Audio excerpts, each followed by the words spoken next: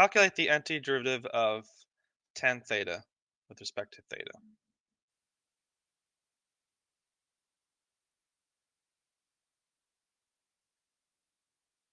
Okay, so what are you thinking about this?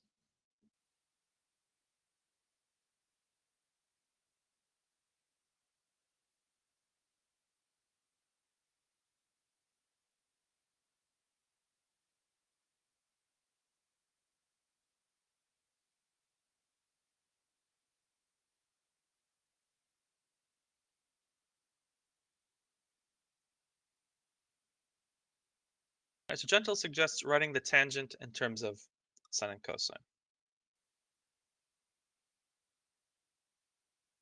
Okay, so let's do that.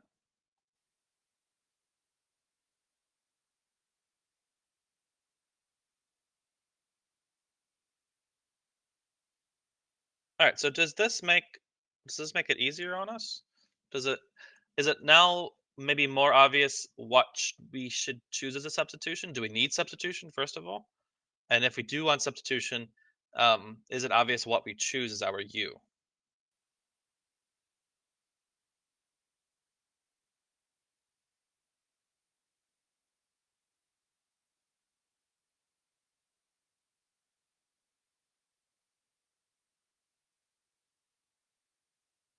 You can use cosine of x as u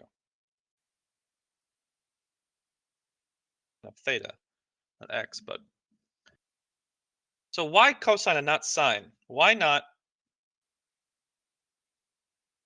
sine theta?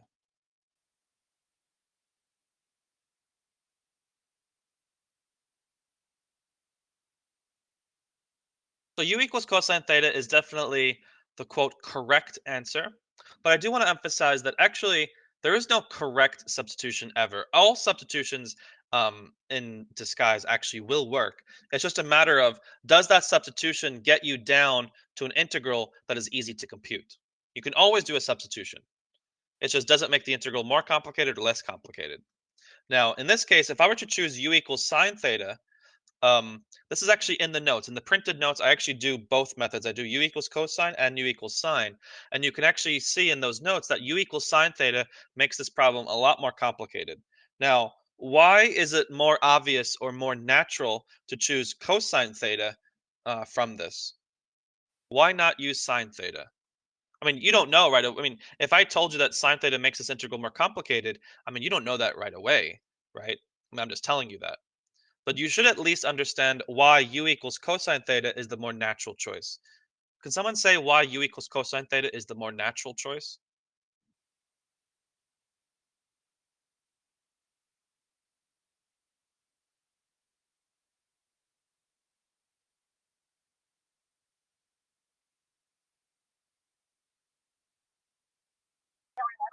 I guess because when we like do this, we don't really ever like most of us don't really ever do it like the quotient way or whatever. So we just like bring up cosine to like the -1 or whatever. And then when you do that, like cosine is inside.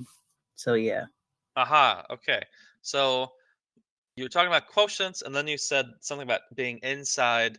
Victoria says it would make it easier to cancel. Still looking for something else. I mean, think about it in terms of our rule of thumb. Don't we have a kind of a nice rule of thumb that summarizes how we should choose u? I mean, both Victoria and Angelica are kind of getting at it kind of indirectly. Right? I'm not saying what they're saying is wrong, but what I'm looking for is something like this. I'm telling you that you should choose u so that it is an inside function and a constant multiple of its derivative is sitting outside. In this problem, if you were to choose sine theta, right? Is this consistent with our rule of thumb? What is the derivative of this? The derivative is cosine theta. Is cosine theta or some multiple of it multiplying the entire function? The answer is no, right? Cosine theta is dividing the whole function. It is not multiplying the whole function. So in other words, u equals sine theta would not be consistent with our rule of thumb that the derivative of my u should always be multiplying the whole thing. Why is cosine theta consistent with that rule, well, what is the derivative of cosine theta? The derivative is negative sine theta. And ask yourself, is some multiple of negative sine theta multiplying the whole thing? The answer is yes. Sine theta is multiplying the whole thing, and sine theta and negative sine theta are multiples of each other. That's why u equals cosine theta is a much more natural choice. Again, you can do this with sine theta, and that is in the printed notes, so I do encourage you to read those. But it does make the problem a bit harder, actually significantly harder. But it is still doable. So now let's do this translation. So I start with my cosine theta. Then I have du d theta. I will say the reason why using u equals sine theta ends up being more difficult, if you look at the notes, you actually end up having to do a second substitution, and you have to do some voodoo with trigonometric identities, right? So you have to, there's a bit more to it than that. It's not as straightforward. And now we solve for d theta, right, in terms of du. So we get du over negative sine theta. That is my translation table. And now I actually do the translation.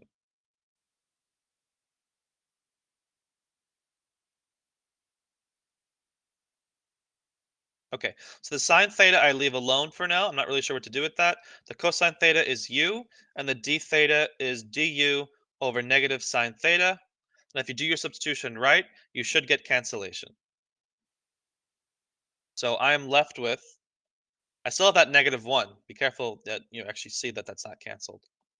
So I get negative 1 over u times du. All right, so now this is good. This is much simpler than the original. It's in terms of one variable only, so that's good. So I should be able to get the antiderivative. Can someone tell us the antiderivative of negative 1 over u, right? That would be my next step, getting the antiderivative.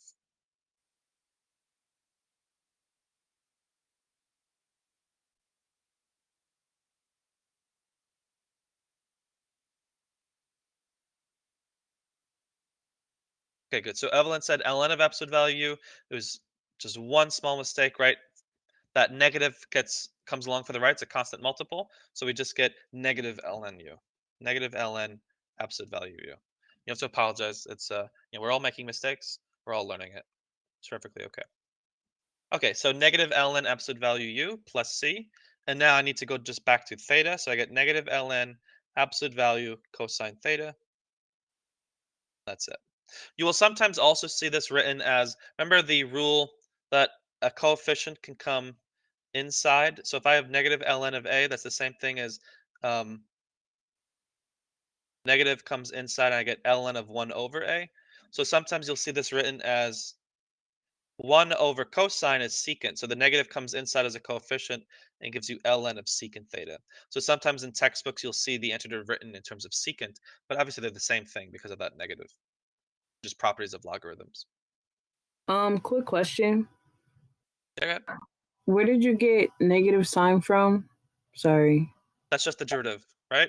If u equals cosine theta, the next line just tells me the derivative to u d theta. Oh, word. My bad. Thank you. You're welcome.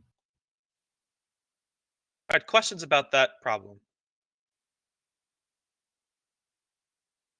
The reason why it's usually written in terms of secant is because it just looks nicer. There's no negative, and the original was tangent, and tangent and secant we know kind of go together, so it's nice to see that symmetry again.